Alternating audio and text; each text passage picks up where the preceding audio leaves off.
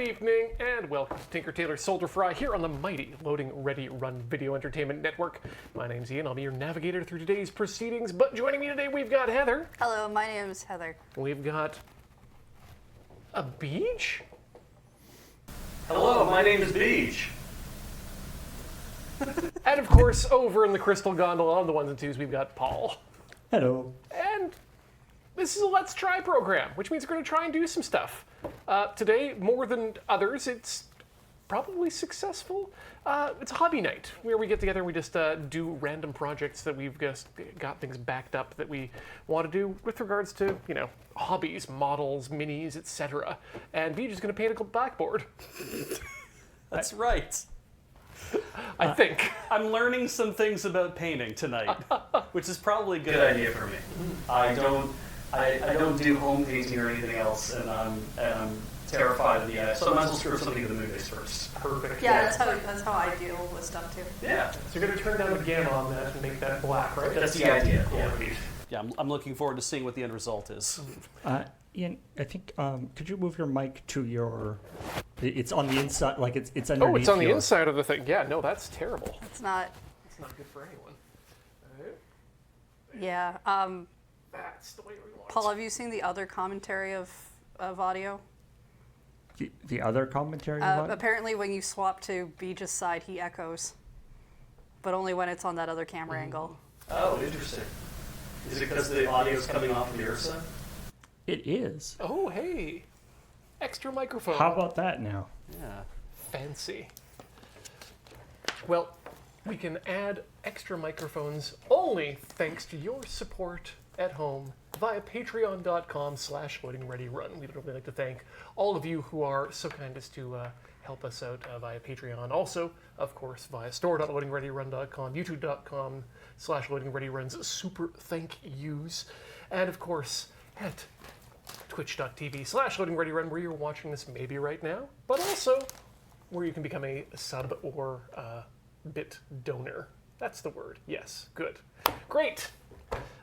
Tonight, Heather, you're finishing up your Hatsune Miku Sakura Edition model, correct? Yeah, I have all the body parts, unlike the clown in Baldur's Gate, but I have all of these ones.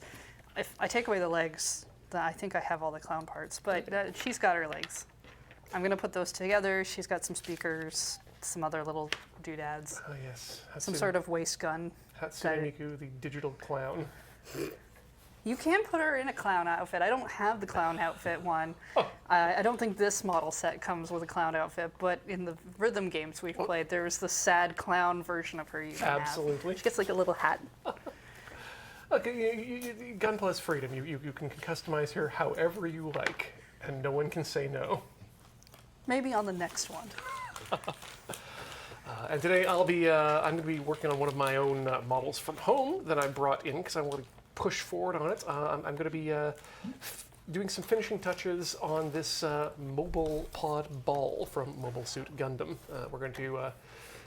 It's been painted, and it's been panel lined, but we need to clean up those panel lines, and then we need to get some decals on there. So for that, I'm going to need some thinner, which I believe is just acetone. Wow. Yeah. Will that not melt the plastic? No. Oh, okay. Whatever this is, you don't want to get it directly on the plastic if you can, or leave it there for too long. Okay. Which is why before you go in and do your panel lining itself, you want to coat it with a clear coat generally. Oh, I see. Before you get started and Yeah. your hands get things on them, did you bring snips that I could use? Yes, I did. I did bring the toolkit. Awesome. Great. Because I would like to borrow them if I could. They certainly may. So yeah, we're going to start up by wetting down this little device here, which just holds these circular magic erasers, and then that's going to wipe off the excess. So this is the first you line the panels and then just sort of tightening up around the... Exactly. And you know what? I'm going to give a quick demonstration of how that works here. So let's go around to this side, which I think I needed to redo a bit anyway. And we'll just erase some or all of that line there. Or maybe not. Where's a good place to do that? Yeah, sure, right there. Get in the corners. Come on. The problem is it's working too, the system's working too well right now. What you want to do, just as a refresher. So the panel line, you're essentially just adding a little bit more contrast to the lines that already exist in the model. And if you've got good, clean, and deep lines, all it takes is just a touch with the panel liner, and that will end up having the pigment and whatnot run through capillary action down the lines. And if you're lucky, you can end up just touching corners a few times, and you just get a little bit of overspill that then needs to get wiped away. And the idea is that the groove that the panel is deep enough so that when you wipe it away, you're not Exactly. removing. Which is why this tool has that sharp edge on it. So you're just kind of moving across the edge of the line without getting into the recesses of that panel line. Sort of like an anti-dry brush. Yeah. So what we're doing is just cleaning up these areas first here, just to make those lines nice and poppy. They do come in several colors, in addition to the black, which we have here. We've also got, I've also got gray and tan, and I do believe I attempted to use some brown at the top here, but I didn't like the way it came out. I don't think it gave me enough contrast for the way I like to panel line. So I love that it's like, I don't know, that there's just like dedicated, I guess you say it's panel liner, but it's just like an ink kind of a wash, right? yeah, it's a enamel paint, I believe. Oh, so it actually is like a different type of paint than the rest of the... Exactly, which is why you can get in there with this with this thinner and not peel away the paint. Oh. I think it was one of those things they learned over time that was like, oh, we can line panels by using this or by using that. And somebody's like, if we did it with this, it would be better for these reasons. Like lots of trial and error to kind of come up with a good idea. Mm-hmm. I know a lot of people will actually use fountain pens to hold the ink as well, and just because you're not brushing it on, you're Right. just using that capillary action. So why not load up a fountain pen brush, or not a fountain pen brush, but a nib with more ink than you could get in the brush, and it flows out nicer. Neat. The trouble is when you use too much paint or too much top coat, and you end up getting, if you can come back to that close, Paul, sometimes the lines aren't quite deep enough. So a couple things you can do there. You can scribe the lines so that they're deeper and that it's a little bit cleaner in there, or you can do what I've done here, and it's just kind of brush the panel liner on. It just means that you have to be a little bit more aggressive with the cleanup. But again, it just comes right off. Oh, wow. Yeah. So that's just like a little sponge with the acetone on it? Exactly. But yeah, acetone does eat plastic though, right? So you have to, Yes. this is the making sure you have it sealed Before you do this. Yes, and you want it sealed before you do the panel lining as well, for the same reason that there's going to be thinner in the panel liner, which will also eat away at the plastic. Now have the new smallest piece in this kit. Oh my goodness, that's too small, Heather. What is it? You gotta just It's like a, I don't know, where are we? yeah. It's like It's a the- tiny dot. What is it supposed to be? It's a tiny dot. Why is it? Why goes- is it a tiny Are you dot? sure that's not just like a random piece of sprue? Like, is that No, actually no, part of this the... was it came off of here where there's two more of them. What part of Hatsune Miku is a tiny dot? Her back speaker guns, I think. Ah. The rear speaker gun specifically. Her butt guns. Just like Astro Boy. Just like Astro Boy, I was just thinking that. Astro Boy has butt guns? Oh yeah, famously. Oh, I was not aware of those. Yeah, that's where his projectile weapons are for some reason. I was gonna say I don't feel like it's that famous. If you play the Astro Boy Omega Factor Game Boy Advance game, one of his weapons in that game that you can activate is his butt machine guns. And it's kind of a screen clearing effect. When you hit it, he just kind of like stands still and he kind of like rotates around a little bit and it's do. Like I'm pretty sure it was in the 80s. Goes in like that. Ah, it goes in the center cone of the speaker. So it's just this very tiny dot. Perfect. No problems. I remember And it was in butt guns. the black and white version. But is it in the... I'm pretty sure it's in the 80s OP that he uses those for fun. a quick shot.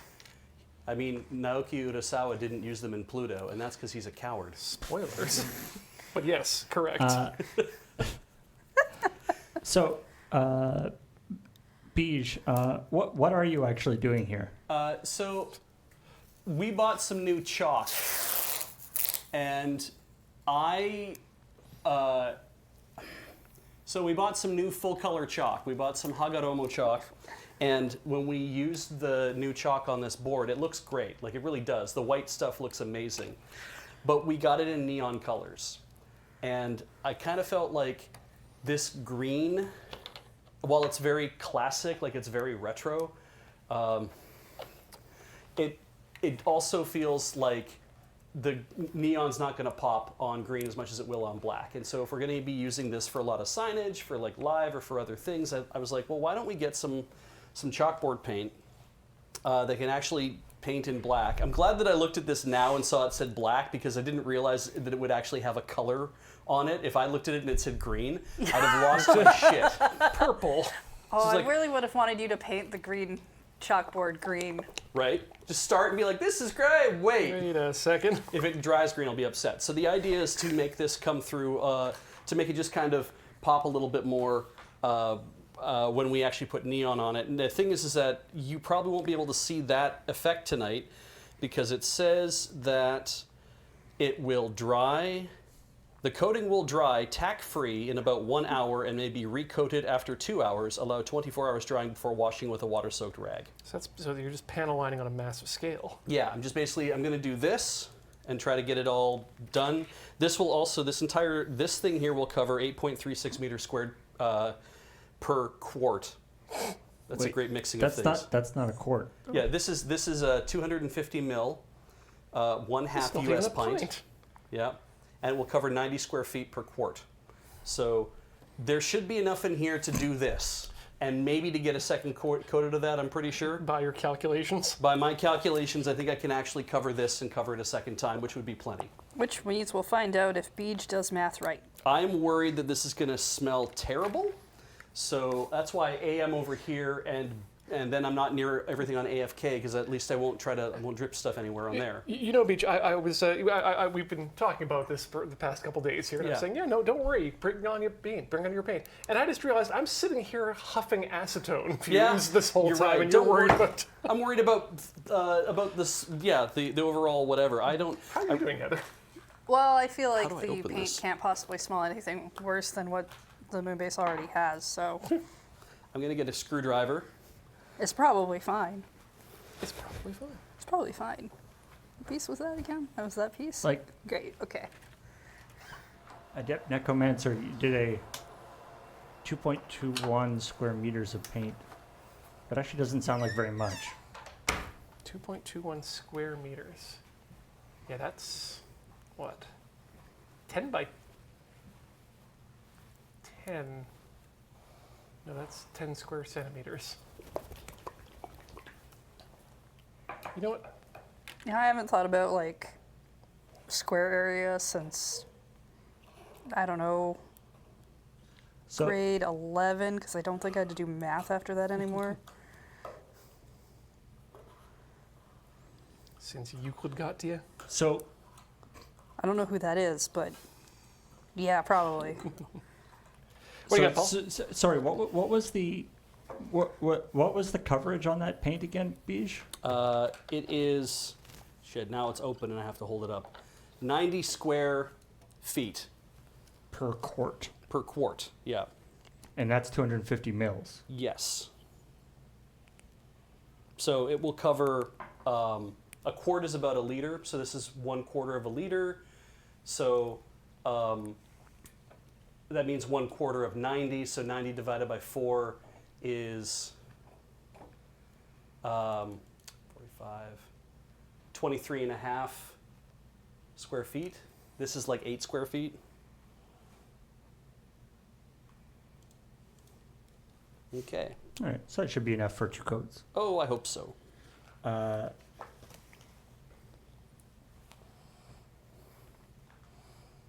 Yeah, somebody in chat was saying that in their experience, letting the first coat dry completely is quite important for this kind of thing. That makes sense.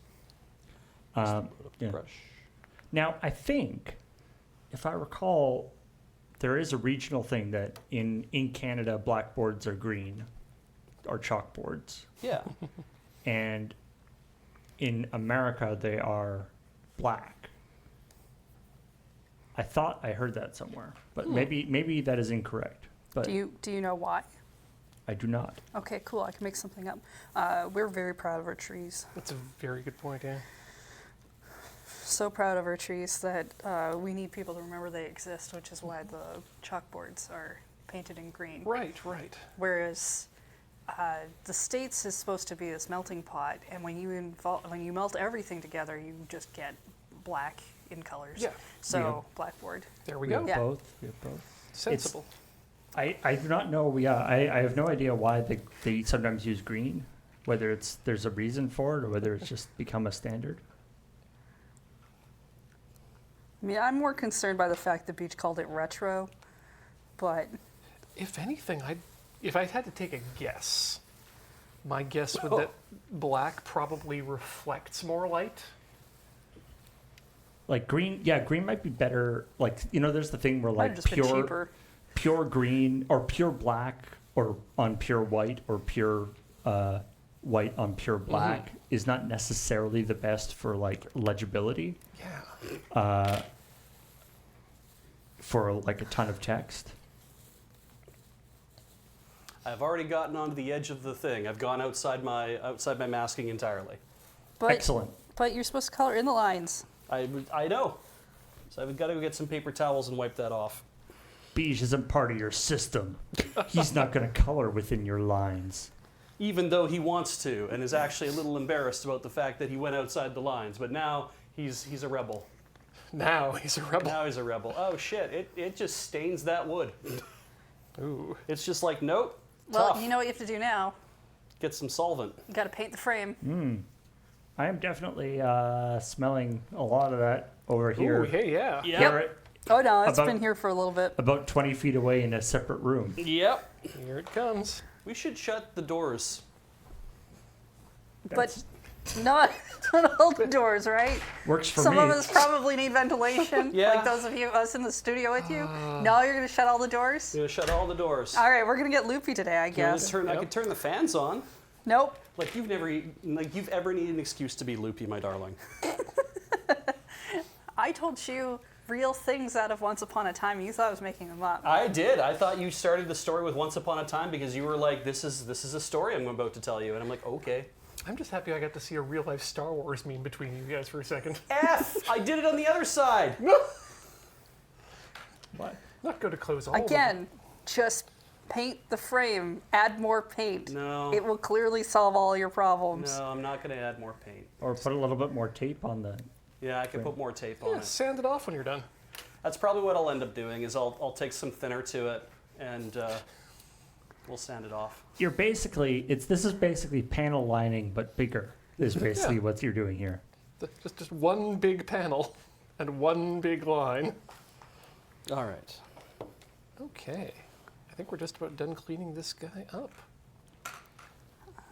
Now, if I were painting this in a different style, I might be a little bit more worried about how clean these lines are. But because I like to use a lot of rough gradation in my in my current painting style, and we'll be adding a lot of weathering to this after the fact as well, I feel like the lines can be a little bit grayer in some areas rather than the full black. Although I do. Is this a Gundam thing? Yes. This is essentially the Gundam equivalent of one of those Toyota Tacomas with a machine gun strapped to it. The mobile pod ball was a worker module that was just used for moving cargo around, and then near the end of the 1 year war, they needed lots of bodies out in the battlefield, so they just stuck a gun on it. And so there's like a guy all curled up inside? Oh yeah, in fact, the guy isn't in here now, but there is a little man that I need to paint to put into the cockpit there. Oh, okay. Yeah. The scale of this, I thought this might be like the guy was like really curled up. Yeah, like the guy was in like a fetal position inside. Yeah, no, full chair. I think the guy is actually shorter than the white end of the small white end of this tip in scale. Okay, yeah, it's not like a morph ball or something. Get in, Smithers. Oh, you know what? There's a couple areas that I've missed here entirely, so I'm going to just go ahead and fix that right now, because I've got other stuff to clean up too. So let's grit out. Grit out. Let's get out the panel liner, and then you can watch the magic happen. It's going to tip the edge there. Speaking of magic happening, hey, how's it going, Beej? I've got crap all over my fingers now. Maybe you should get some gloves. Yeah, the really, really, really cheap foam end fell off onto our carpet. Oh no. Yeah.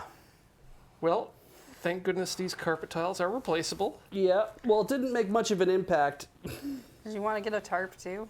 Yeah. I tried to suggest to Paul earlier today that if we threw down a tarp and a knife, we should just give everyone blindfolds as well. Ah, that's what that image was about. I mean, that was the response to that image. That was just That was just me suggesting what could be a fun live bit, but no one wants to go for it for some reason. Yeah, I mean, we really should have a few more simulated knife fights. You're not talking about simulated, though, are you? Sure. Simulated. Why not? It's the coward's way, but I mean, it lets you have more than one knife fight. we've got more than enough people to have several knife fights. But I want more than one knife fight. Just don't go in round one.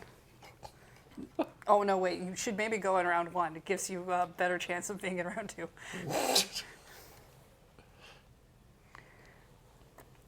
How about I stick your knife on a long stick, Ooh, okay, yes. but nobody else? That makes my spinning attacks harder to dodge.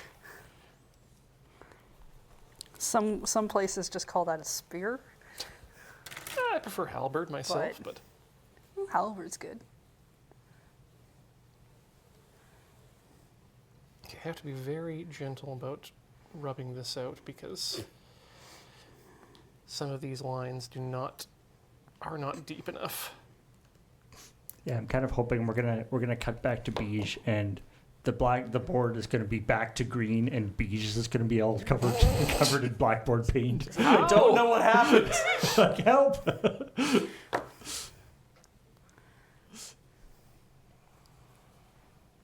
I mean, I think It outsmarted me. Help! I think I covered it. I think Oh it's... wow, I that think- looks black. Yeah. Yeah? And I think I did it reasonably even. There's some lines here that I'm trying to eliminate that I'm having a hard time eliminating, but I mean, I think that's what the second coat is for. yeah.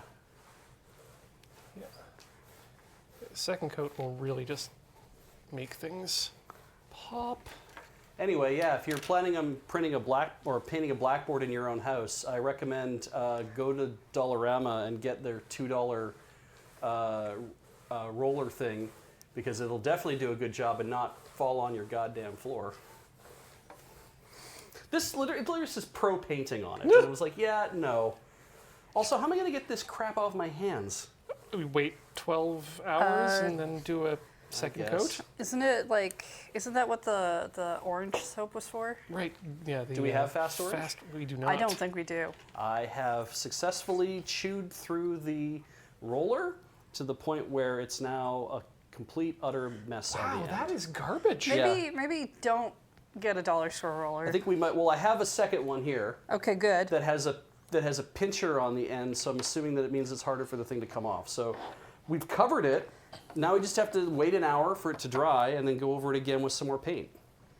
I thought you guess. needed 2 hours before paint. Did it say 2 hours before painting? You said like 1 hour for drying and like 2 hours for painting, didn't you? It says 1 hour and maybe recoated after 2 hours. All right, so at 15 minutes before the end of the stream, I can go over it again if I want to, or we can just see how it ends up. I mean, the timing's been working pretty good so far, so. Yeah, might be okay. I am definitely going to I think I'm just going to throw the bulk of this away.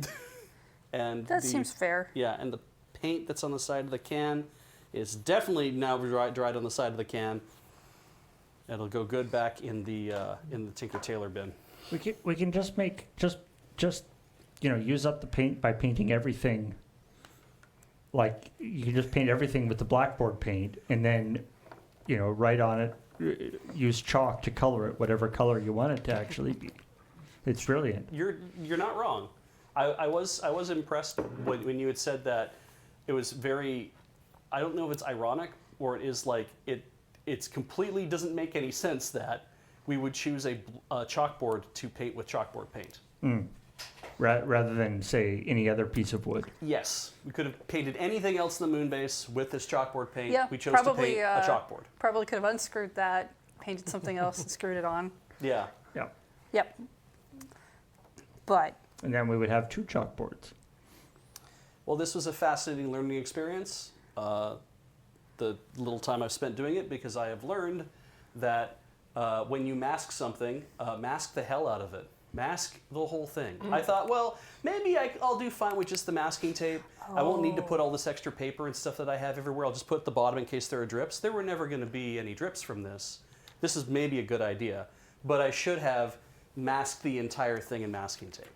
If it's one thing we've learned over the past couple of years, always mask as much as possible. Yeah. But not like that tuxedo mask crap. That's like the wrong side of the face. Yeah. It doesn't do anything, just like him. But he's pretty. Not I've that, been told. He's not that pretty. Who told you this? Serena. She doesn't count. She's fictional. Heather, can you just move the Sakura Miku box? This one? Yes. It's just blocking the... Yay!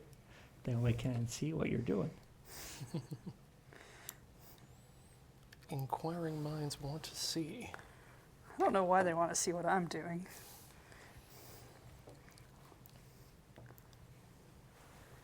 Which way does this go? It's a good model. Okay. So, one of the issues with this particular method, rather than using, say, Q-tips, is that you tend to load up that this eraser brush end. So, got to take it to the paper towel every now and then. Otherwise, you're just shoving pigment around.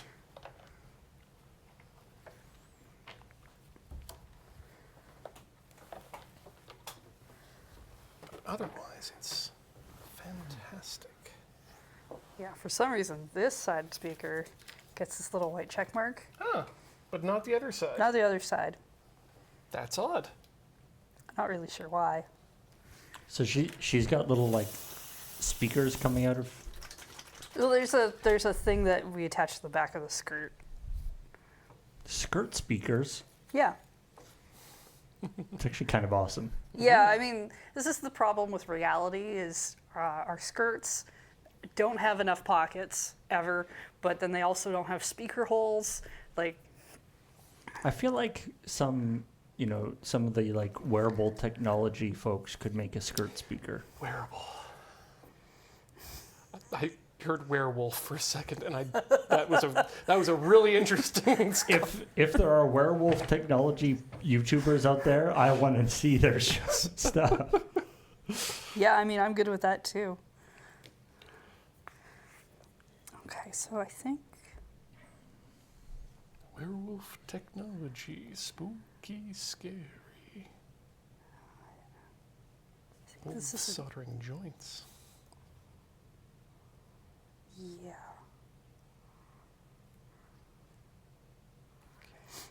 Bear. This is an alternate, isn't it? It's showing me 2 choices, I think. Oh, yeah, it probably means you get to make Right. the choice. They both look very identical. I mean, if you've got space for both or parts for both, why not build them both? Yeah, I'd probably just build them both. Is this different speaker configurations? It's a different skirt speaker holder. Skirt. Skirt. Oh, the check mark is for the gun speaker thing. I keep calling them guns because they're like right at the waist in this kind of way that it just looks like a gun to me. I mean, I play too many video They're games. They're not supposed to be guns? Yeah, I haven't seen a shooter with Hatsune Miku yet, but She seems like somebody who could handle herself around a gun. she could probably deal. Yeah. Got plenty of sword experience, that's for sure.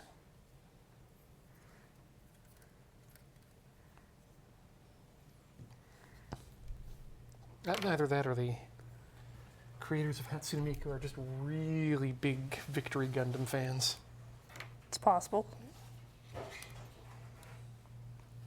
Hip-mounted guns are pretty cool.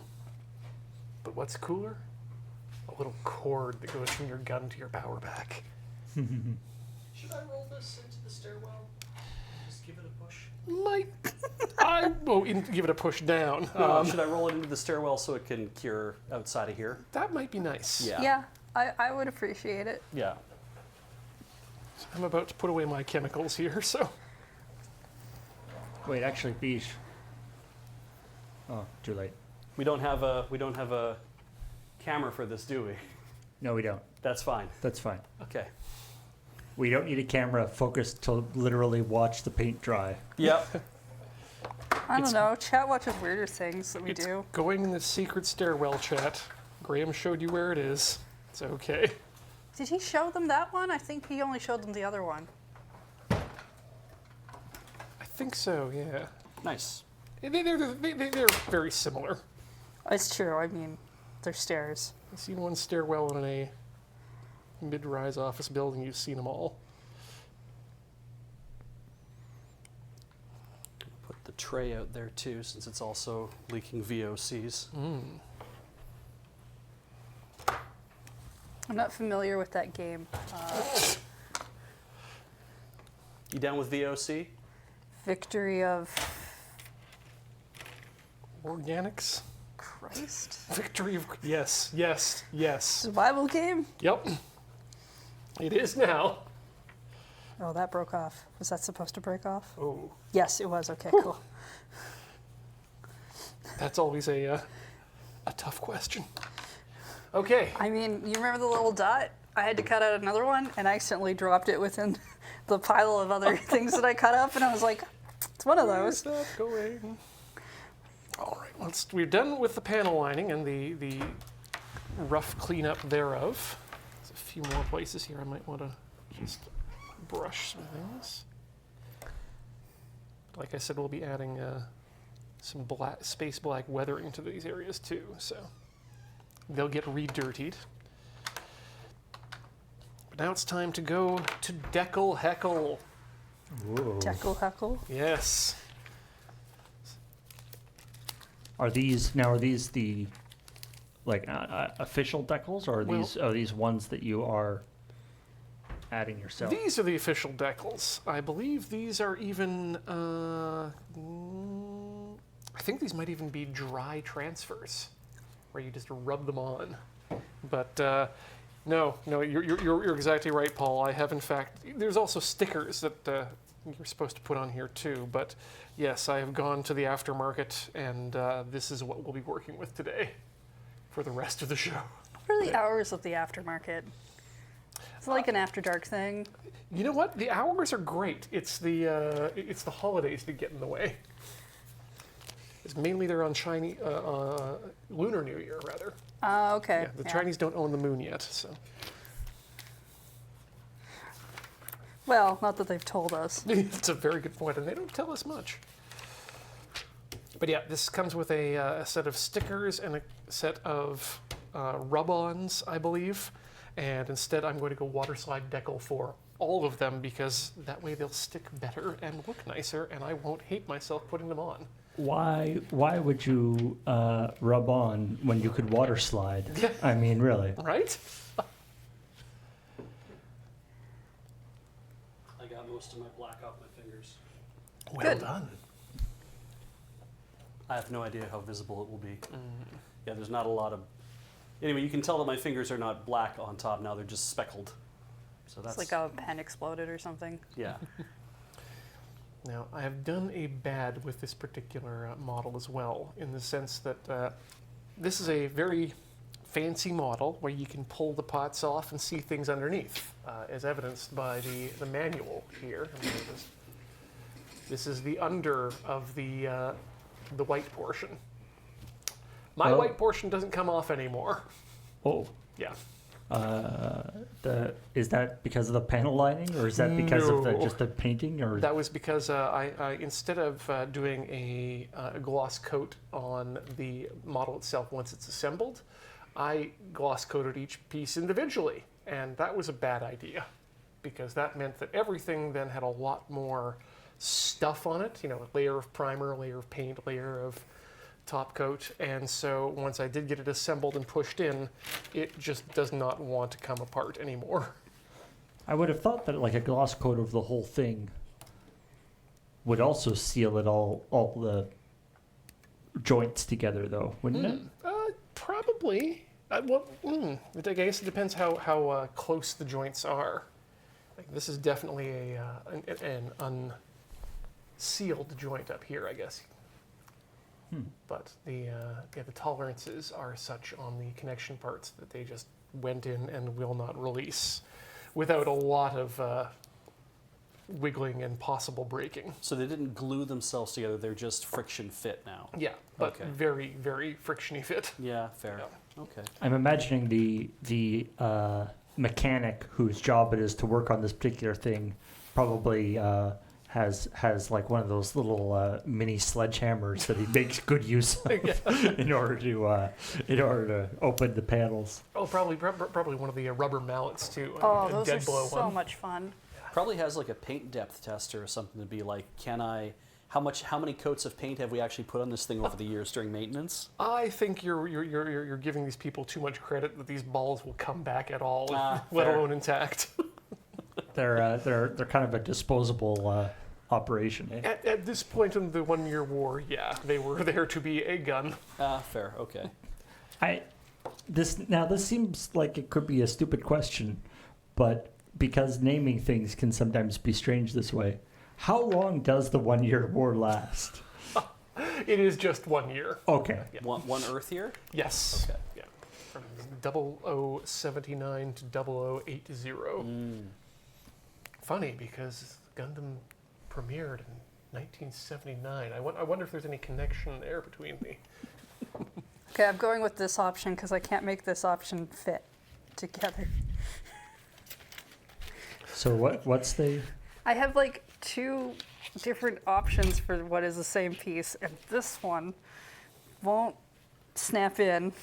So now it doesn't exist anymore. I've gone with this version, which does snap in. So this is like the little holder for her speakers for her speakers, yeah. on the back of her skirt. I guess the trick with attaching, speakers and stuff to a skirt is that the skirt has to have a fair amount of structural. You can't have like some kind of light flowy skirt.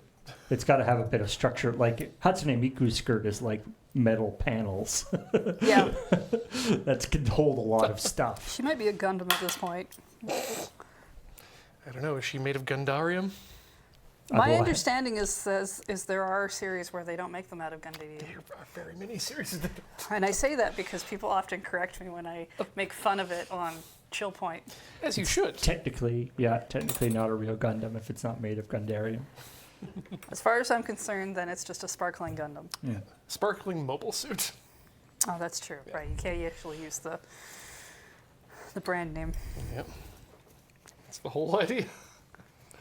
Oh, that Okay. works great. Okay. So now that I did that, And I'm doing a magnifying glass dance. Oh God. I figured out how to get this paint off my fingers. Yeah. You wait for it to dry and then. Did you lick it? Wait for it to dry and then 70% rubbing alcohol. Hey, Yeah. great. I hope that turns out for you. I don't know why I said it that way. It's it is turning out for me. Great. I wonder if that excited. will work on the frame as well. Yeah.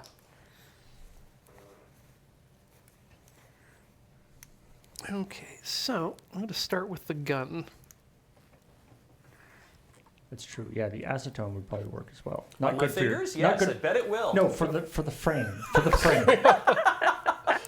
I bet the acetone will take a lot off of my fingers.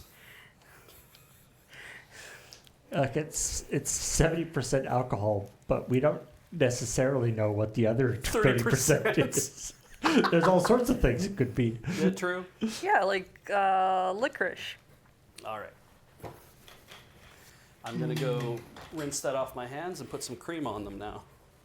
Ooh, yeah. Take Yeah. care. Gonna go ahead and meet you on the board here. So this decal set, unlike others I've used in the past, has not a lot of contrast between the paper and the decals themselves, so it's making it a little bit difficult to see what I'm cutting out here, which is why I've got this magnifying glass out here. I was putting together my tools to bring in, and thought, oh, I'll bring in those goggles that have the magnifying on them, and then completely forgot. So those are like, that's a number, but then with a piece of text with the number?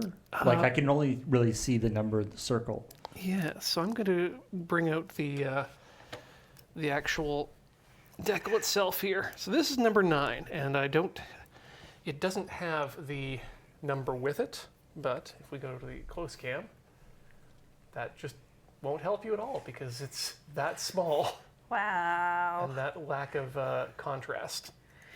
Once we get it onto the piece, though, that's going to be a little bit more visible. So let's get that into some water and get my So it's brush it's a ready. white number 9. Yeah, it's a white square with some text next to it that's going to go...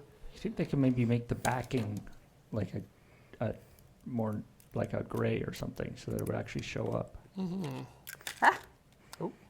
That's fine. I'll just put it back on later. I think that's in there. Yeah, blue generally works pretty well, but I don't know, today it's... Might have something to do with the light as well. We'll grab our little pusher brush. Let this soak for a few seconds. I already wasted a bowl of hot water.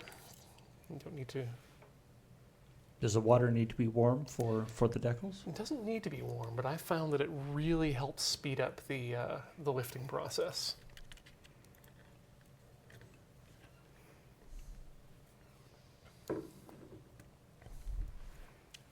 Well, that's looking good, Heather.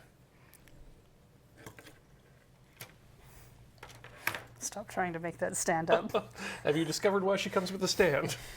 I mean, Or does she have- until I put the head on, I could make her stand. Okay, here we go. the constant anime girl struggle, head too big.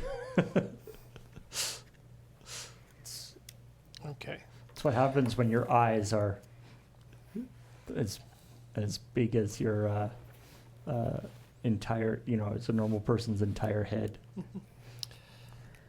I'm going to have to be very careful today with what I'm working on because I didn't bring my decal setting solution with me either, I just realized. But we should be able to get things in place. And there we go. That's one down. Whoops. Let's see if that looks in focus. I can't tell which direction. It's very tight.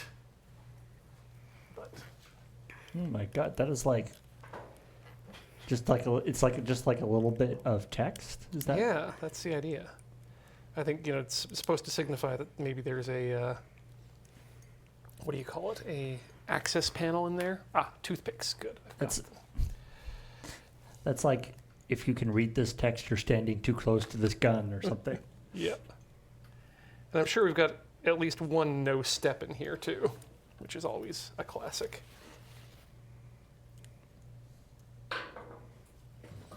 But yeah, normally what I do is I guess when I'm done with this, I'll come by and brush that with a decal setting solution, which will soften up the decal and help it adhere a little bit better to the plastic.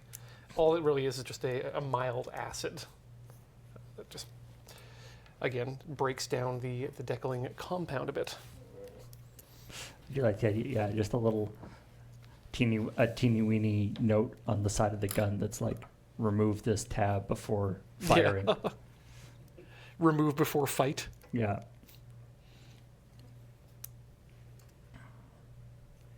It's like one of those things that they put in to protect the battery before you while it's shipping. Oh yeah, it's the little tab.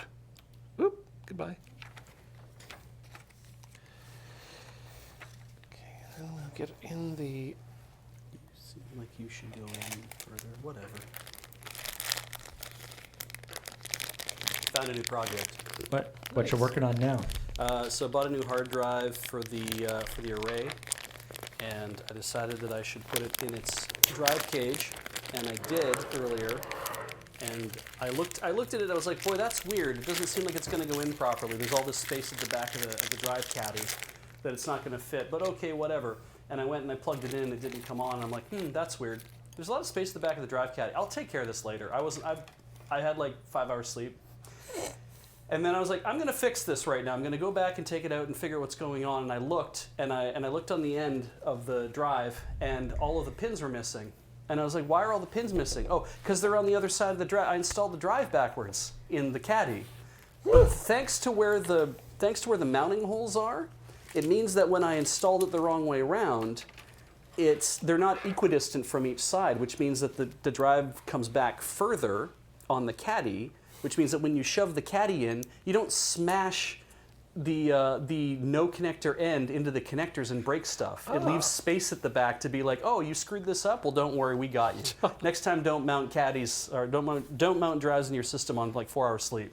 Should the drive, in order to remember to mount it correctly, should the drive have blackboard paint on it, and then you can mark the direction it's supposed to go in chalk. With a big arrow that's like, or even better, yeah, just draw an arrow in chalk to say, this goes this way. I could do that. I could paint this entire drive in that. It is brand new, though, and I don't think I should do that. Thick black paint is known for its heat dissipation capabilities. Right. I'm going to go throw this in the array and see what happens. All right. Everybody get ready for 8 hours of resilvering action. Oh, okay. That's 2 decals on. Yay. Only W more to go. I don't think that's a number. How many decals do you want to put on it? As many as I can, which means I think numbers 1 through 39. Sorry. There's going to be 40 decals on this thing? Well, that's 48, it looks like, in terms of number. And most of them, the numbered ones are on the inside of this place where I won't be putting things.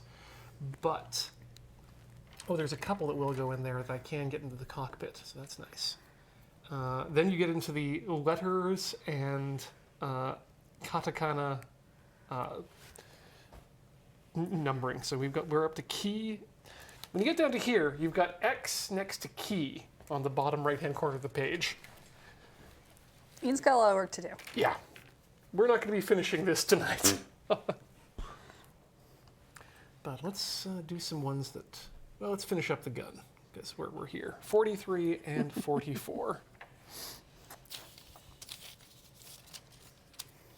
Ooh, these ones come in a strip, so they'll be easy to get out. And they're slightly bigger too. Okay, so it wants.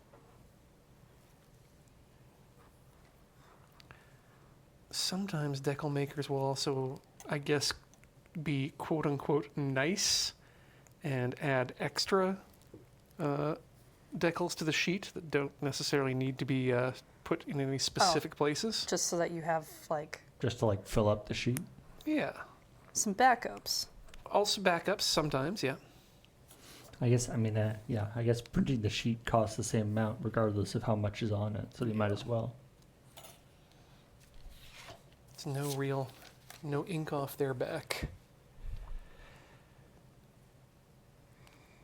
Okay, and which side goes which way? 43 is on, 44 is on this side, the square is towards the front of the gun. Are decals reversed?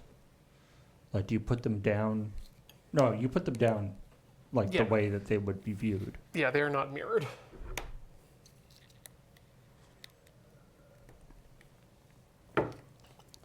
I mean, I suppose if you wanted to affix them to a transparent surface, you could technically do that, and then you wouldn't have any changes in topology on the outside. But on the other hand, that's the whole point of decals, is that they're a thin application that kind of disappears into the surface. So.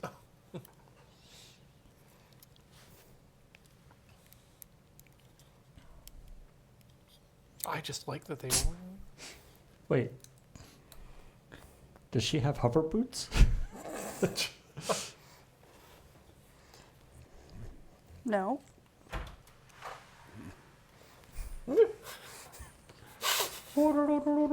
is just normal Hatsune Miku. What are you talking about? Yeah, Paul. Her sleeves act as like the Iron Man like thrusters. I mean, I haven't given her hands yet, so Because who knows what she'll do with them. Idle hands are the devil's workshop. you don't need to clap so loud. You clapped You her wrecked apart. her. How dare you? My thunderclap destroyed your model? Yes. I'm sorry. You should be. Like the Hulk, you know, when he claps really hard and it sends a shockwave. That's my problem. I'm always giving a standing ovation. And it's Okay, but to be real, that was funny. That was funny. Are you calling the destruction of my stuff funny? No, the thing that happened before that, the thing you weren't paying attention to. The thing where you made a joke and now I have to acknowledge it? Is that what you want? I already got. What kind of needy human being am I? do you want me to? You were very funny today, honey. That's what I like to hear. There. Yeah. Head. Checkpoint was good too? Do you want me to come over and pat you on the head too? You're busy. I'll come over there. You can pat me on the head. oh, good. I just learned the kanji for puppy today. Yeah. Nade, nade, nade, nade. That's that's the agreement, right? Marriage is all about compromise. It's just legs. Yes, because the top fell off. Oh, okay. Is that what I did? That's what I was complaining about, yes. Oh, I'm sorry. I didn't realize I made her top fall off. That's a really cool psychic power there. Here, everyone in chat, did your top fall off too? Go join some sort of isekai anime and be a farmer or something. Whatever it is you like. Get out of my head. Go become a farmer is the most wonderful insult I've heard all week. Go into the fields and grow food.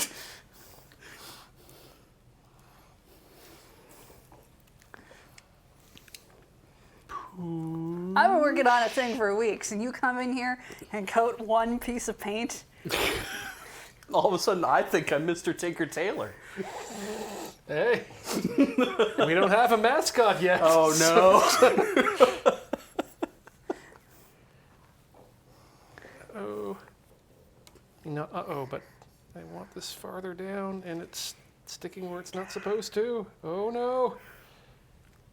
Okay, this is one of those emergency situations. you just got to be really gentle, add a bit more water to let this thing stick to what it's supposed to stick to. Oh, wow, that's like a whole paragraph. Yeah.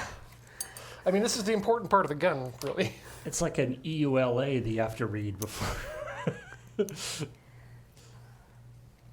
You have to agree to it before you fire the gun.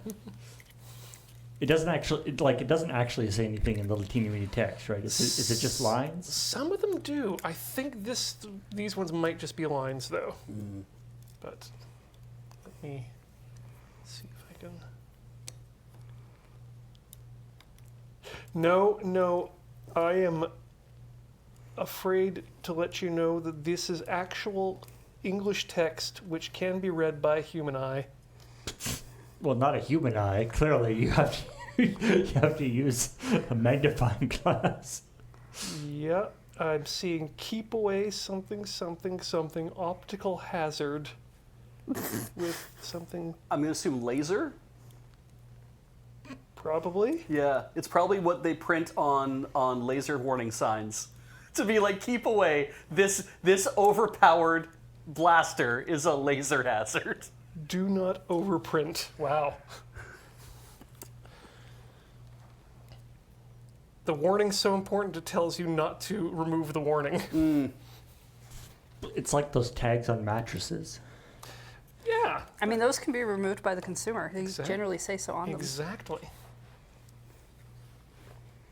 I like removing them on my I need to things. get a sign for this office that says, please clean up the wreckage of your presence. I gotta find out where they make those.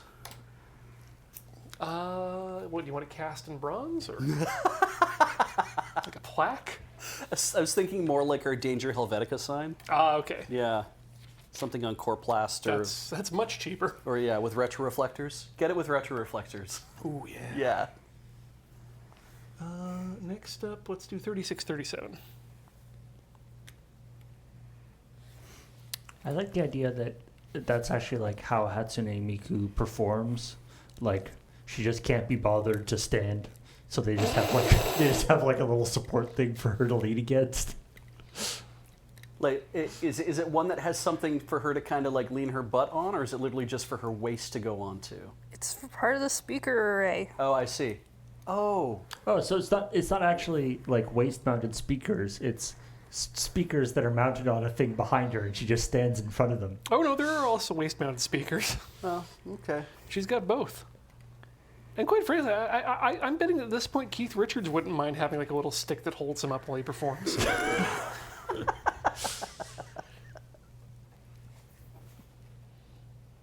Nice.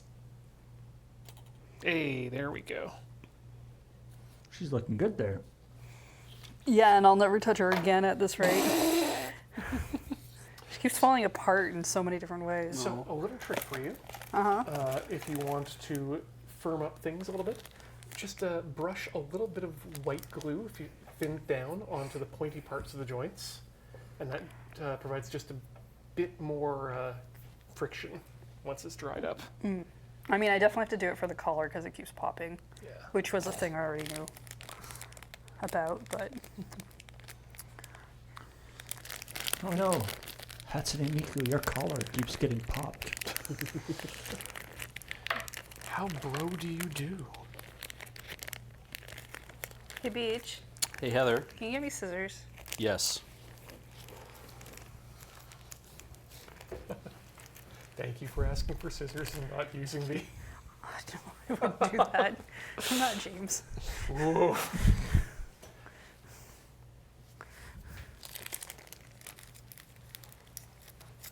Thrill as plastic softens in water and separates from paper. I guess there's a little adhesive in here too.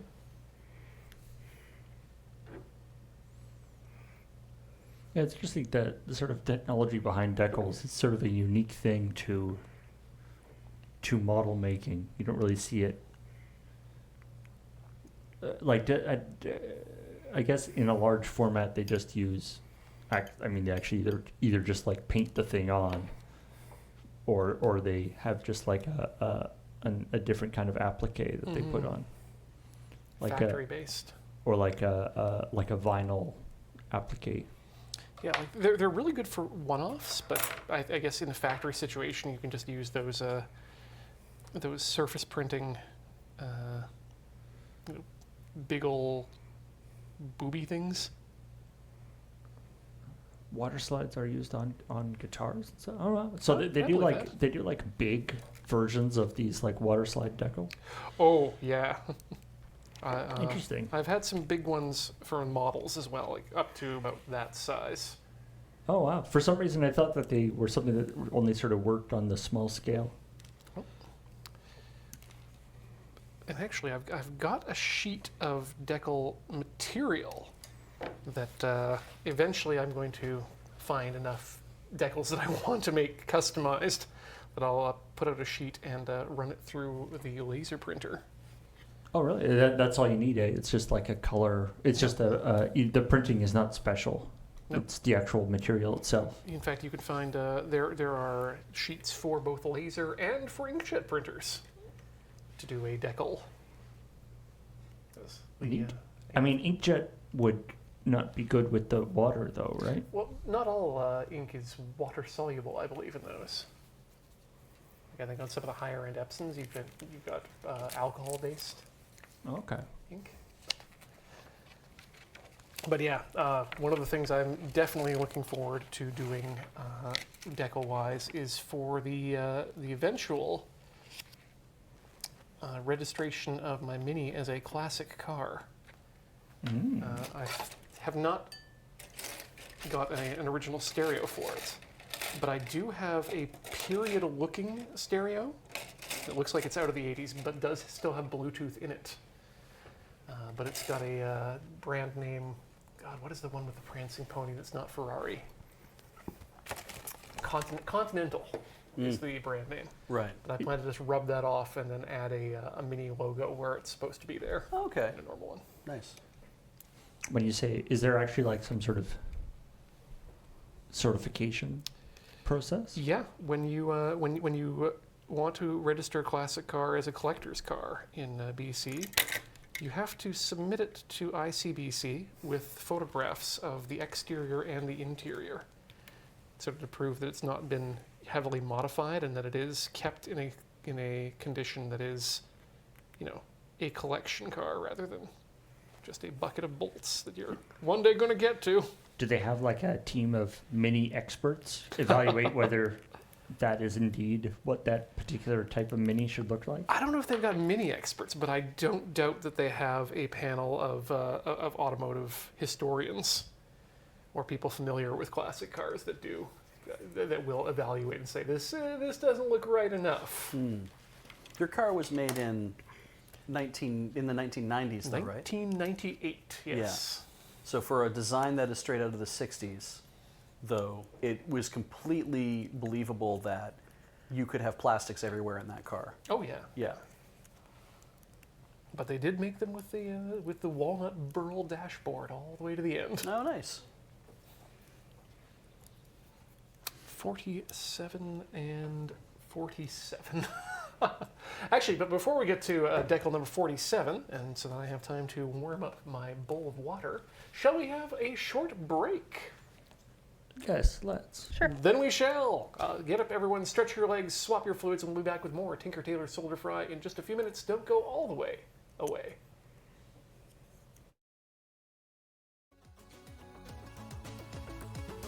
Welcome back to Tinker Tailor Soldier Fry, where we are continuing hobby night. Beej has done the painting of a blackboard and is now off-gassing. Natural state. Heather's working on finishing up, it looks like, Hatsune Miku Sakura Edition. How has this been for you as an introduction to the hobby? Well, it was good until I had to make her stand, Duh. and she kept falling apart. Now I'm afraid of everything. That's part of the procedure. I'm making these little speakers now, which are much more structurally solid. So I'm kind of happy in this area. Excellent. Just gonna pretend she doesn't exist right now. And I am continuing to do some decaling. We've swapped models. I'm working on a ball from Gundam, and I've got a nice big bowl of hot water here that I have made full so that hopefully the thermal mass can hang out a bit longer. But now it takes me about 10 seconds for that decal to release from the backing paper. So making real progress here. If you are working on something of your own, either tonight here, you can pop it in the chat, or toss it in the YouTube comments if you want to let us know what you got on your hobby table as well. Let's see here. Going with sticker number. We're definitely going to finish the gun if nothing else. Well, that's good. It's starting to really come together, I think. Once you get those Yeah. stickers on, it really just fills out a lot of the more boring, wider parts. And I love the level of detail that you can get on these things that you just can't paint.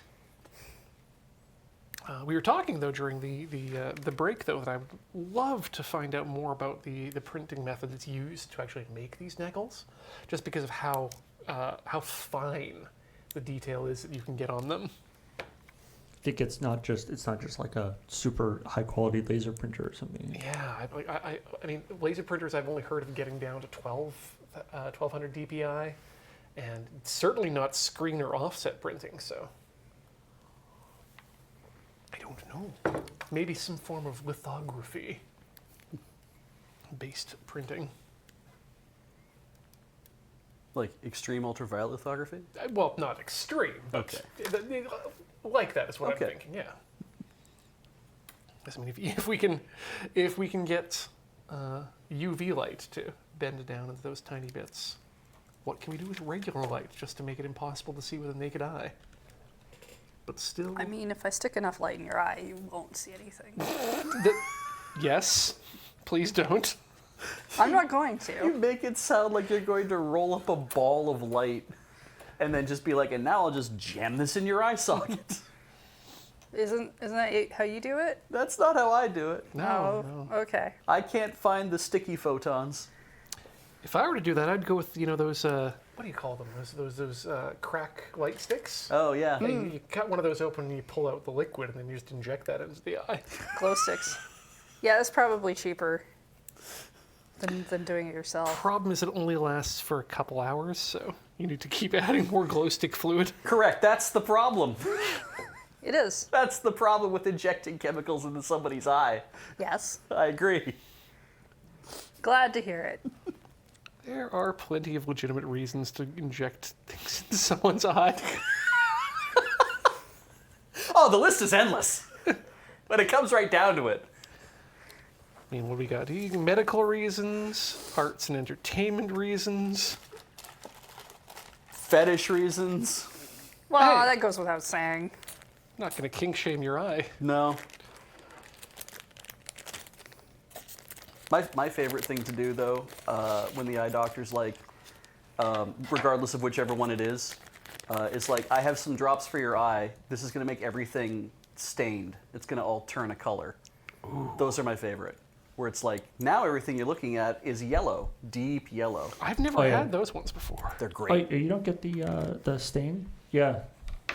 They make everything, it's I don't know, makes it so they can look for irregularities or something easier. Yeah, Paul goes in once a week and says, "Stain me." Yeah. Yeah. It's Paul and I understand what it's like to have difficult vision problems. Yes. It's cool. It's like you're wearing those like amber color sunglasses, except it's just your eyes. Yeah, no matter where you look, you know. It's not Or maybe really, they just do one of your eyes, so you're seeing it with one eye, but not with the other. it's not really the steampunk future we imagined, but you know. When they were fitting me for scleral lenses, which are the really big ones that like cosplayers use to change the color of their eye, they had to see how it was fitting, and they had to know like where it was causing a problem. So you're supposed to fill a scleral lens to the brim with saline, or like the solution you're supposed to use, right? With a sterile eye solution. and then they put a couple drops of the dye in there, and then you suck that thing onto your eye. And so now you have this like wet bulb that's kind of like sitting over top of your eyeball with all that liquid sealed into it. And then what they do is they shine a blue light on there so that it fluoresces green. And then the dark spots are where it's touching your eye in places it shouldn't be touching your eye. Huh. Yeah. Yeah, so I'm just gonna let myself go blind before I let anyone touch my eyes. Oh yeah, no, I gotta have the courage because I gotta keep my eyes. We went to the eye doctor. Your vision is great. I know, and it's going to stay that way It is a relief to me to find that out. because I don't like people touching my eyes. Yeah. You're very strange. I don't like people touching my eyes either. I have to do it to I don't myself know on a about regular that. basis, but I don't like people just coming along and putting their finger in my eye. Chat. The It's not like you're going to a convention soon. They're not going to do that to you. I get my con cred in another way. no eye poking. Yeah. Which convention allows that? I don't know. Like, Probably Chicago, MagicCon.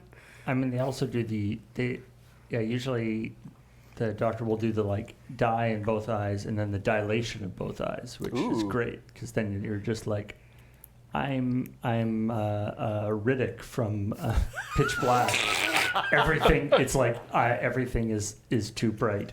I can't see anything outside. It's like inside I'm fine, and then as soon as I look out, everything is just like blown out because your eyes can't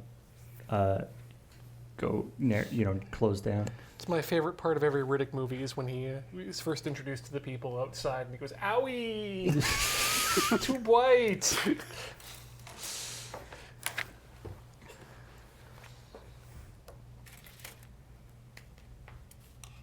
Really humanizes the character. It's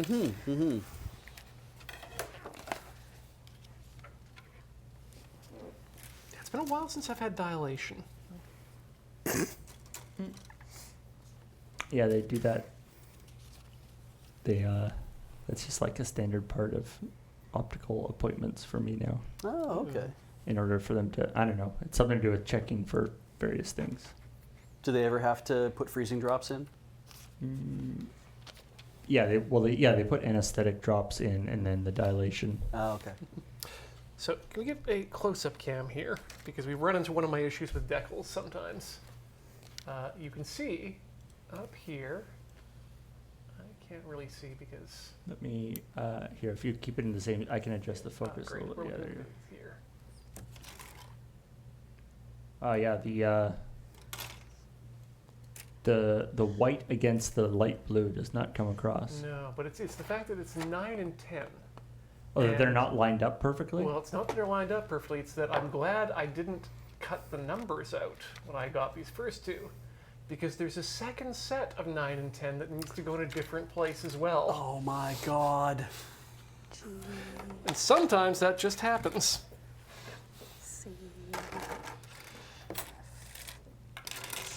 So 9 is...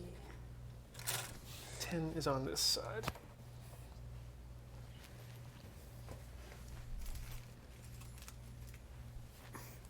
Oh, this one wasn't empty. Oh! It's a good thing I didn't throw these out. You found an uncompleted runner? Yeah, but like, if you look at this, can you tell me where the piece is? Yep. Wow. No, I would have tossed that out too. It looks like anything else. Oof. This is part of the fun, though, right? Oh yeah. This Cool. has been so much fun. And as long as you don't throw anything out prematurely, it's fun. Yeah. So those are those little speaker towers, but they're on like transparent. Are they supposed to be like actually just like floating beside her? Is the idea?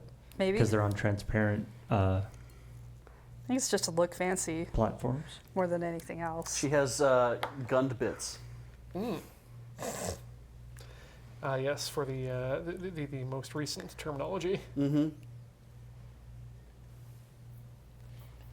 I still love the term funnel for those. Yes, it triggers something in my head that makes sense if you're using psychic powers to control these things. That it collects your thoughts, it collects your psychic energy that's outwards into a funnel. Into a funnel. It's a brain funnel. Yeah. I'm pretty sure it's just because the early ones looked like funnels. Okay, I mean, I get on here, I have essentially an extra tie that's in white instead of red. Mm-hmm. I don't.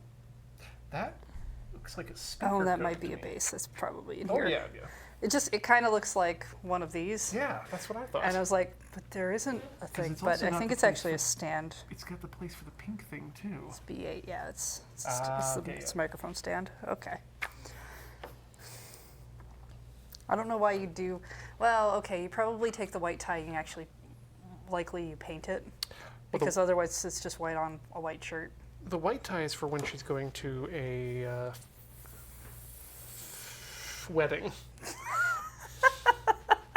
You were gonna say funeral. I got those mixed up a couple times. Well, depending on who you are. Wait, you went to a funeral wearing a complete white outfit, Well, I mean, or wearing a wedding It's a dress? What? statement. in Japan, everyone generally does once. Oh yeah, it's true. Yeah. But it's when you're dead. But yeah, they'll have in the convenience stores a white tie and a black tie in the men's fashion section, just for those particular reasons. If you've forgotten one, head on down to the dollar store and grab your black tie for your funeral. Right. Man, That you're going to. our convention, our If you're already dead, it's not your responsibility to make sure you show up on time. I'm picturing like going to a function in Japan and just seeing all the men there, like 100 men with their wives. The wives are all dressed up and looking great. The men are all in disposable paper suits that you could just get at the dollar store or the convenia, and just being like, you can just hear them mildly rustling, because you can buy disposable underwear and disposable T-shirts that are like one-time use at the convenience. And I'm like, yeah, why not just like disposable business suit function wear? Just men are like, oh crap, I need to go to a function, but I'm like a construction worker. Oh, I know, I'll just put this on. Put on my Tyvek suit. Yeah, I For mean, protection? No, for fashion. yes, just do the speed suit thing. Black Tyvek. Like the Winston Churchill boiler suit kind of thing that they had going on way back then. It's like they'll just adopt that and be like, you know what, this is what we wear now to these functions. So when we're done, we can just roll them up and throw them in the recycling or in the burnables or whatever, and they can just go. I'm a little disappointed that convenience stores here don't have like a fashion section. Yeah, We're missing out on so much, Paul. Yeah.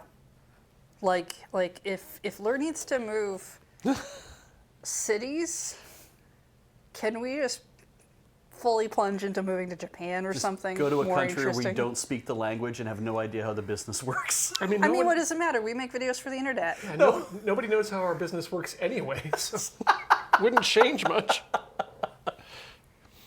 We might maybe do a lot to rehabilitate that image of white people influencers in Japan. Yeah. that could be nice. Or make it worse. I mean, both options are viable. We should aim for one, and if the other happens, not be surprised. We'll move to Deshima, and then no There one we will be go. surprised that we're there doing stuff. Yeah. Yeah, No one will be upset at all. no, except the Dutch. They'll Right. have seen that one sketch we did. Right. I was thinking about the other one, the Battleship Island. Oh,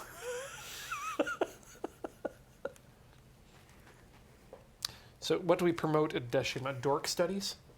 yeah. Right. That's good. Western dork studies.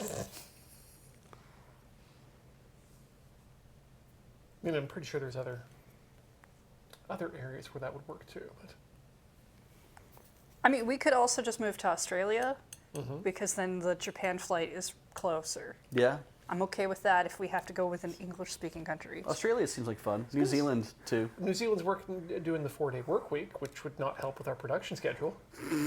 I'm not sure they can enforce that on us because we can't seem to. I mean, technically, we're supposed to be on a 5-day work week, right? Yeah. Yep. I mean, I am. That's true. You're very good at adhering to it, I am now. living the dream. Ooh, pandemic Heather was not good at any kind of separation. I'm glad you waited to do this model now then, because there's a lot of clipping out of pieces. It would have been very difficult if you wanted to keep everything together without the separation. Mm. Explaining the joke enhances the joke. That's what I've heard.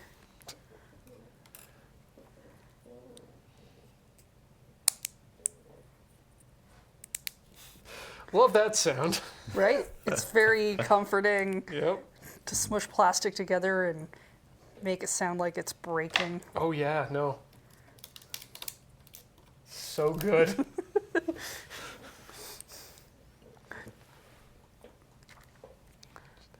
I learned today that in Finland, their largest grocery chain, which controls 47% of all grocery business in the country, is a worker-owned cooperative. Hey, Yeah. that's how you do it. Yeah, there's a company known as S Group, and they own department stores, hotels, groceries, restaurants, a whole bunch of stuff. But S Group itself is a cooperative, and so everybody, like all the workers, all the people who shop at those places can literally buy A membership in the shares, co-op? like the co-op we have here, right? Like the co-op grocery store we have in Canada. So I was really impressed with that idea, and apparently, though, it's widespread. Like a bunch of places in Finland are community-owned cooperatives. There are still private enterprise and entrepreneurships and stuff like that, but for the most part, it's like, yeah, this is supposed to be a thing. It was supposed to be a thing to basically drive out the Russians, and it worked.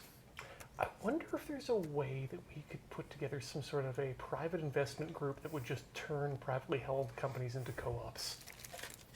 There are people who living in a like turning into housing co-ops where they'll be like, this is a renter owned building now, which is weird because you're not renting it, you're literally owning it. Yeah. But there are groups that they're like, hey, do you live here and do you rent? Yeah. Or do you live here and you only have whatever? It's like, okay, we can help you buy the building, and then you guys will own the entire building yourselves. Everybody who lives here will own your chunk of the building.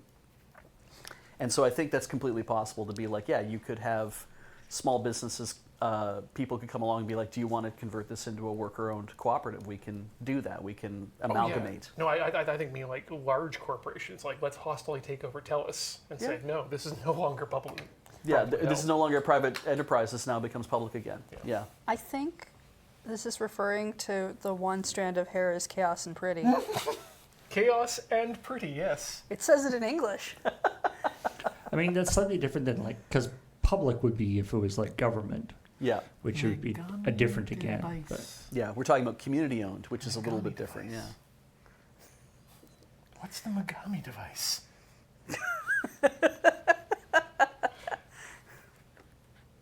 yeah, nationalization different than co-op. But Because WestJet used Not to a do great- when WestJet was a private airline, I mean, still is a private airline, but when they started out, the whole thing was they're issuing shares to all of their workers.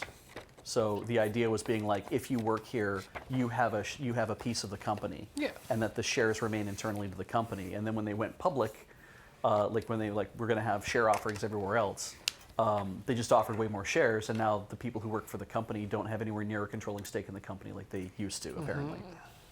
And then it becomes all about maximizing profit. yeah, unfortunately, at least certainly in Canada, the idea of like, oh hey, well, turn it back into a government thing doesn't really work, No. because then a different government will come in and sell it off again. Yeah, it's true.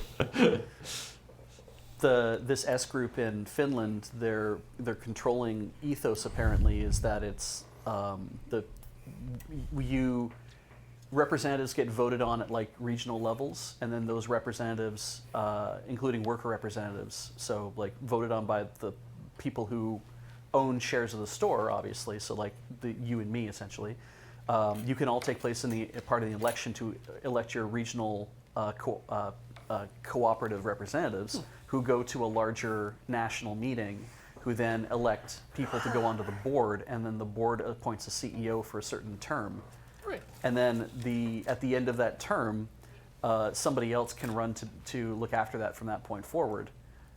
It's very it's very representative, and they tend to pick people who are in line with the goals to be like, we want to keep this a worker or a community-oriented thing, because this isn't about making money.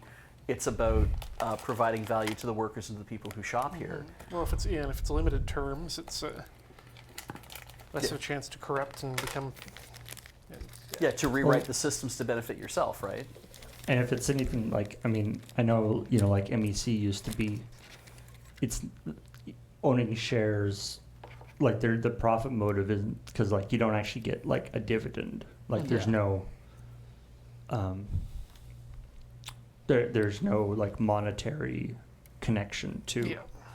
It's the benefit is the existence of the place, not the actual not you're more theoretically, the people voting about it are more inclined to vote for long-term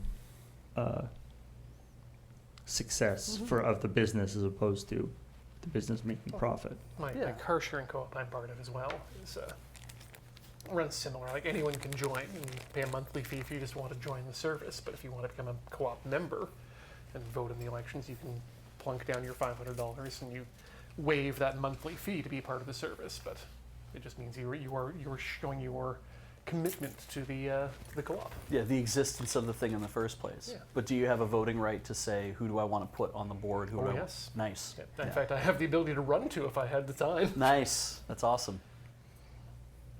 And that's the thing that will engender success. I mean, if you can get a lot of people on board with those kind of things, then that can get bigger and bigger. But yeah, there's nothing stopping people from adopting that attitude when they run a business. It just is more difficult to figure that out.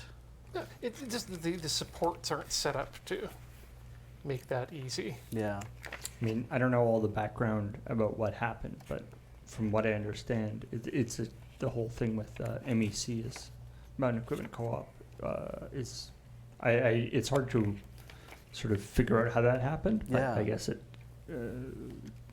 the money was too good or whatever. But I don't know what the whole. I imagine there was some skullduggery involved. Yeah, I understand that was not a. Don't know if it was hostile, but it certainly wasn't a pleasant takeover. I mean, yeah, it seemed like everybody who shopped there was like, hey, I don't like this. And despite being a co-op, it's like they just went ahead and did it everywhere anyway. And I'm like, wait, if you all didn't like this, then why didn't you say something? It's like, we did, and they just did it anyway. It's like, oh. Yeah, I don't know. It might have been one of those things where sort of stuff had been happening behind the scenes for a while that was sort of diminishing the power. The co-op nature of it. Yeah. Yeah, Mountain Equipment Co-op was probably one of the biggest co-ops in Canada. Yeah. Like for you Americans, like REI, Yeah. in terms of what it did as a business. Yeah. Except REI also doesn't do they don't pay dividends to their members, I don't think, either. Is REI also a co-op though? They are apparently, yeah. But they are also managed in a way that people are like, hey, we don't get much of a benefit other than like some discounts and some other stuff, but yeah. Like, it's not like co-op, like we have a business here in Canada called Co-op. Yeah, the name is. Yeah, the name is Co-op. They run gas stations and grocery stores. But they are regional and independent. I think they are separate from each other, but they're like kind of in a franchisee, this is a weird word to say, not franchisee, but franchisee, like kind of a franchise type situation, I think. I don't think they all like... Franchise-esque? Franchise-like. Yeah, they don't really, I don't think they're all centrally controlled by like a group at the top. I think it's like you own your piece of this, you belong to the company, you work together, you do whatever. But I remember when I lived in Grand Prairie, you could go in and you could buy a share of the store. for like $10 or Yeah, 15 that was a bucks. thing. And that meant that you could get the owner prices or whatever the hell, like the nicer sale prices on some stuff. I'm like, oh, why not? I'll do that. And you give them your phone number whenever you check out, and they're like, yeah, we make sure you do whatever. And the reason you do that is not just to get the better prices, but because once a year they pay you a dividend. You just got I get like $38 in the mail, because it's like, you spent this much money at the store did this well, you only own one share, you get this chunk of cash, congratulations. And there's generally Wow. a threshold you need to hit too for that to occur. It's true, yeah. You need to buy a certain amount, I think, as well. Like spend $500 or $1,000 over the course of the year or I've something read like that. specifically about people who join the gasoline co-ops here in Victoria that don't question whether or not they want to still be a part of it because they don't make the threshold. Right. I think it's still worth it for the supporting a non-private business, and B, getting a little lower price. Yeah, I mean, absolutely. MEC had a thing built into the shareholders agreement I think where that's for. any dividends that you are being issued are automatically go to buy more shares. Ah. That was sort of how they did it. Different there's- stand. Because otherwise they would have to send out stupid 10-cent checks to everybody or whatever, right? Fair, yeah. There's a name for that type of stand. Because in order to buy things at the store, you had to be a member. That was part of the deal. JoJo? Like you have to be a MEC member in order to buy anything at the store. Ah, okay. Heather and I are wondering what the hole on the back of Miku is for. She's got a second hole in the back, Like an auxiliary port? like in the middle of her back. How big is this port in relation to her back? Well, I'm pretty sure it's for a stand, Oh, good. but But like a different stand. Okay. And then I made a JoJo joke, but that's okay. oh, I didn't even pick up on that. Damn it. Oh, is that? Yeah, no, sorry. You said you said a specific kind of stand. I can't remember what kind, and I And you said, said "Is a it a JoJo JoJo stand?" stand?" And you I thought nodded, so I was like, "Okay, he gets it." I thought it was a JoJo a figure. No, wow. I take Yeah. back my nerd card. That said, I was talking with Oh, Corey twice in 1 week. last night about how good Beej's head would look on Star Platinum's body. Like whether it's just like Photoshop a photographic face of you or stylized in the same as the anime. Either way, you'd make a good Star Platinum. No, thank you. I'm just imagining you and Corey sitting down, just having dinner, and just, hey, you know what would be good? I mean, that's nice and romantic. This is worse. We were just going to bed. Oh, I just assumed you were doing Photoshop or something. What do you think of Beej's weird slab face? Do you think it would actually reproduce well as Star Platinum? She agreed, and you said awesome, and then you both went to sleep. Well, I think it's just something about the hair, to be honest. Oh, okay, I can see that. Like his current hair or like his pandemic hair? The usual hair. Like Yeah. even this. Would be. This kind of shelf that I create. Yeah. You get a very expressive face in general, which is always good for a stand. Which is funny because Star Platinum doesn't do much emoting. Well, He kind of has the one face and then he gets Okay. angry. sorry, he doesn't do many types of emoting, Yes. but he does a lot of emoting. Okay, fair. Most of the faces in JoJo of any character look like they're carved out of stone. Yeah, that's true. I do kind of like the idea of the stand, but it is just Beej. Not with any special powers, but he just shows up. Just and stand Beej. whatever, might be able to give you some advice. Did we ever see Star Platinum manifest in Diamond is Unbreakable? I'm sure once. Right? I don't remember because but the art style was sufficiently different from Stardust Crusaders because it didn't look like in Stardust Crusaders, frickin' Jotaro didn't look like he had tractor tires for shoulders again. In by Diamond is Unbreakable, he looked like a normal 28-year-old or whatever, right? Normal human being, yeah. Yeah. You activate your Beej stand, and Beej appears and recommend some anime for you to watch. Over the course of 3 hours. Yeah. Oh, no. 3 That hours and stream 40 was 3 minutes. hours and 40 minutes. You counted every minute. Well, I mean, the timestamp tells me, but also you said you were only going to be 3 hours, It's true. and then you weren't. Yeah. You even expressly said you wanted it to be under 3 hours. Yeah. I mean, if we work backwards, I didn't get in that room until 6:28. It's true. So there's But that. You still I still did started late. 3 hours and 40 minutes. I did, yes, exactly. So I still started late. And so I was supposed to be done by 9, but I knew then I could go till like 9:28. I had that much time.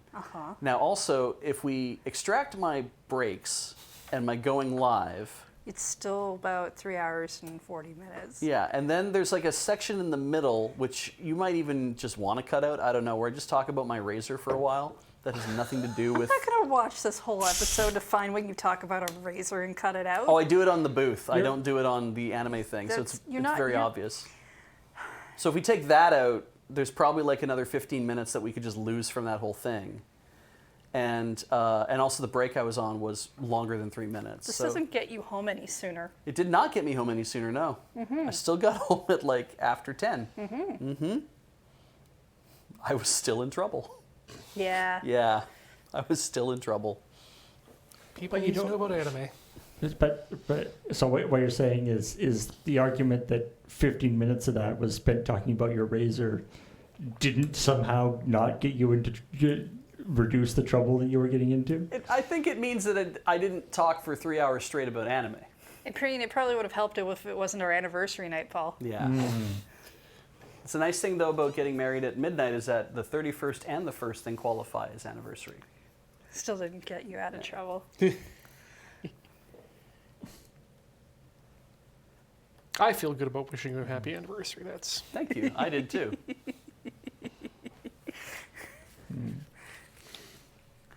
You didn't even want to watch anime when you came home. I was sick of it at that Whoa. point. I was just like, no more of this. It's okay. I've been making BH watch Extraordinary, which is not an anime. I was gonna say, is it how does that different from Miraculous? Well, That's really Miraculous sharp. Ladybug is a magical girl show made by is French. La Franche. Extraordinary is a show on Star, which shows up on Disney Plus. Made by the Scottish. Yeah. Wait, so it's like Doctor Who? Sure. Or is that like Invincible? Oh yes, another option. It's a world where everybody basically gets a power by the time they're like roughly 18, and if you don't, you're a loser. The show is about a person who's 25 who hasn't gotten her power yet. So my English Hero Academia. She's very upset about it. So my English Hero Academia. But she's also not a great person. I mean, she's a very trash person. Yeah, Oh, she makes okay. bad decisions. She's selfish. She's very funny. Well, Her that's roommate though can channel the dead, and she's really cool. I like her. She's not cool as in she's meant to be a cool person, but she's like kind of just a normal nice person. But she can channel the dead, which means her actor has to do that thing of pretending to be different people, and I like that kind of thing. yeah, that's fun. That's one of my things. Is this a live action show? Yeah. What's the cat's name again? Just Lord. Yeah. I love the markings around the hatch. I love this sort of really fine detail and the contrast. There's a couple decals that I need to put on that will go around the inner edge of this this red circle. Oh, no. But because they will overlap these little indents here, I don't want to put them on just yet. That's one of those areas where I'll probably bring this back for the next hobby night and we'll do it then. But that's where you use the decal softening solution. So what happens is you'll put down your decal and then you'll paint on this, again, a light acid. And the decal will soften and you can brush it into the recesses without having it distort. And so it literally looks like everything's just painted on then. So does it have like there are like some circular decals that fit in there? Yep, right on the sheet here. You cannot see. Aha! You can kind of see the shine, right where my Oh, finger's those are quite- tapping yeah. right there. Those are quite big circles. Yeah, and like I said, they'll overlap those indents. If it didn't overlap the indents, I'd be happy to just put it on right now. But So this is so that's a third party decal sheet. Yes. But it's like still specific to this particular model. Specifically to this grade of this model. Not a sponsor, but they're really the only game in town for third-party decals. Delphi Decal is where I and Matt get our decals for our stuff. That's the name if you want to check them out. So they just were like, what if this? What if model- we made better ones? Yeah. What if this model had like 3 times as much little pieces of writing on it? Exactly. Yeah. Just more even than the Well, this is a Verka, which is the super detailed 1 to 100 scale ones, but they usually come with more decals than normal models do. And then if you want to get even more wild with that, then you go to Delphi Decal and you look up their list. And it's a combination of recreations of what it would normally come with, along with other extras. Cool. Yeah. Let's see. Let's put on a couple big ones here, and then let's call that a day. I'm gonna put on a no step, because I like no steps. How's your chalkboard, Beach? I'm just about to go find out. I'm going to give it a sniff. That's probably really. Jesus! Yeah. Oh! What shouldn't have done that? Oh! It's probably really strong since it's in a smaller space. Yep. Okay, I'm going to go have a look at that again. Let's all listen.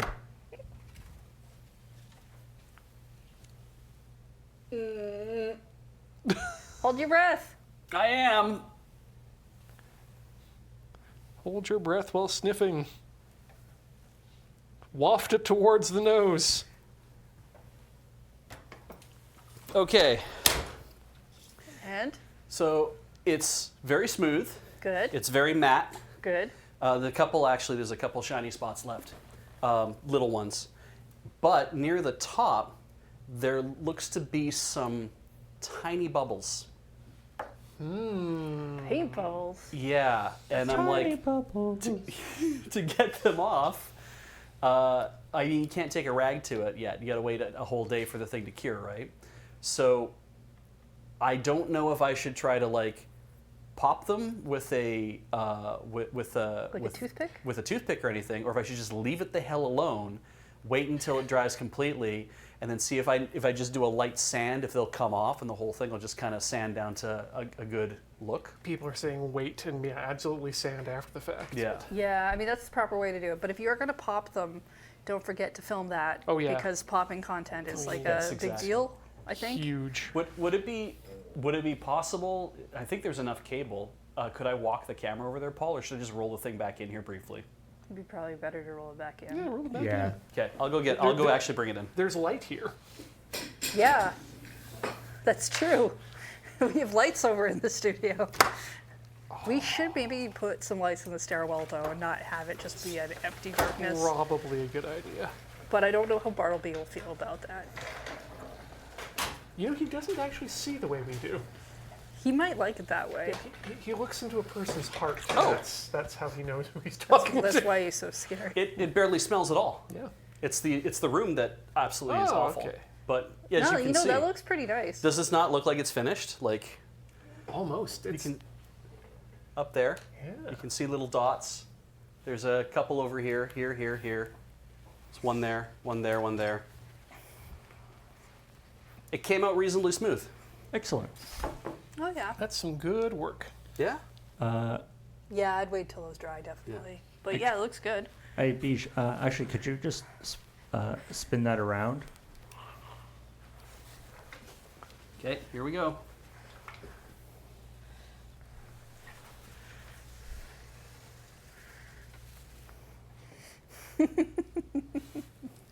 Doesn't it look finished? And I see Keytar Cat, and I see E-Block.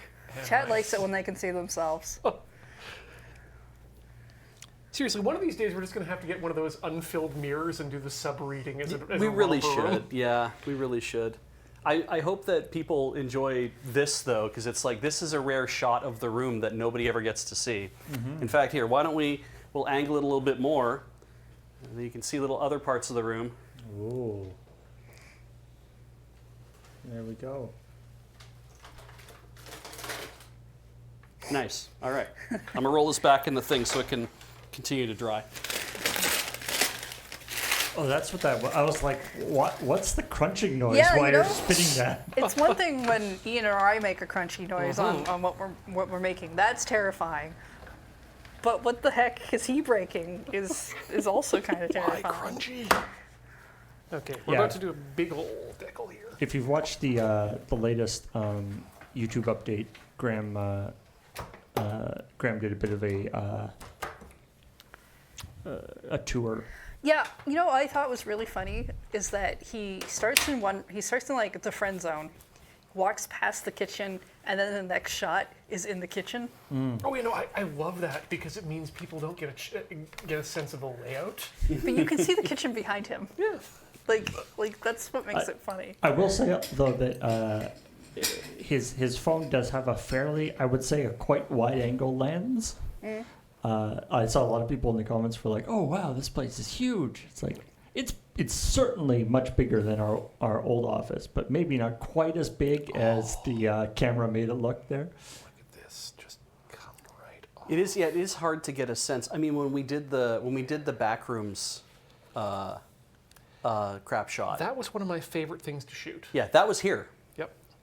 And most of the layout of this place got, basically everything in that backroom shot, everything got torn out when we refinished this place. So that layout doesn't exist here anymore. Made a great impact, but yeah, that was this space. Yeah. It was, and it's But yeah. amazing what you can do when everything looks the same. Yeah, Studio C is definitely significantly larger than it previously was. Yeah. But Studio A and B are about the same size I as they mean, used to be. in the previous moon base, Studio C had next to it a wall in the way that was then where the costume stuff is. And so we've essentially, while it is still a little bit bigger, we've essentially taken that wall out and the costume area is still kind of right next to it. Yeah, which is, and I mean, you would have seen that in the update. But we do have room in this room for a third set. We did not have really room in the other No. place for a third set. No, we tried. And That's also- what that green screen was for that we didn't really use a lot of Yeah, a because couple times we used it. So And like when we switch sets in Studio C now, we don't have to like push the camera and everything way back to the other side of the room. yeah, That's true. And you saw during the latest Loading Ready Live was sort of the premiere of our third set in quotation marks, but the which is sort of a flex space. It's just the black curtain there, but we've got that set up now with some lights and things so that we can use that for cool extra pieces. what I really liked about how live went this time is that we could throw from set to set to set. Yeah, it was very smooth. That felt really good. I didn't Oh, that even have looks to great. cut anything out of it. It I was love the way that looks. What's it say beside? What's the EFSF? Ah, that is Earth Federation Space Force. Now I noticed the text from the decal is very glossy, and there's like a little bit of like the transparent glossiness around it, whereas the rest of the thing is matte. Is that something that will go away as the decal dries? Not much. Like this is all pretty glossy as it stands, and once we've got the decals on, and put some of that decal set solution over top of them so they make sure that they fully stick, then we're going to coat the entire thing in a matte clear coat. And so Just that will take that shine off. Exactly. Yeah. Do they ever do like transfer decal type stuff where it's like there's literally like paint or inker on one side so that when you lay it on with water, you let it dry and then you peel off and it just transfers on? Never seen those before. No. Okay. I think those are more for being able to line things up easier. And probably also for like really large things you would do that, but yeah, for like small stuff like this, it probably wouldn't work as well. it'd probably just be like a lot more complexity for. I like that it says, it looks like it says, Earth Federation Space Force plus or minus 32. No. Oh, that's the logo, but does from a distance, yeah, I can see that. So yeah, I think we're going to call it there for this episode of Tinker Tailor Solder Fry's Hobby Night. Again, I asked earlier, but now that you finally got it complete build-wise, how do you feel? I'm glad it's done. I still feel a little weird about how if I pick it up, it kind of falls apart. So I feel like I need to fix that. Do you want some museum wax? Because that tends to keep things stuck together. Like not non-destructively stick things together. I think that might be too much. I think Okay. I just need to do a little bit of glue on certain things. It's a very common problem in this hobby. So It kind of makes me just want to buy a fully made figure that's a little bit more stable, and then mod that instead of putting a thing together modded. Okay. So you wouldn't do this again, is what you're saying? I wouldn't say that. Ah, Just I'm not ready to jump into another one. very cool. Do you, I think I figured out where the hole goes to, by the way. I think this goes into there if you wanted to make her kneel or do like a squat. Oh yeah. Okay. Yeah, that would make more sense. do you have an idea, a place in your on your shelf or something that you have? Oh, she's gonna be in the office and Oh, okay, nice. for at least for a little bit. I don't have enough shelf space on the shelves at home. Actually, that's another question I am very curious about. Are you going to keep her smooth and shiny, or do you think you'd put a matte coat on that as well to bring I don't down the know. sheen? Okay. Haven't thought that far ahead. Well, that may be something for a future episode then. Probably not, because it's really quick to spray things down, but something we can definitely talk about. Once again, I want to say thank you everyone for watching Tinker Tailor Solder Fry this week. Thank you to Heather for joining me and putting together this fun little model.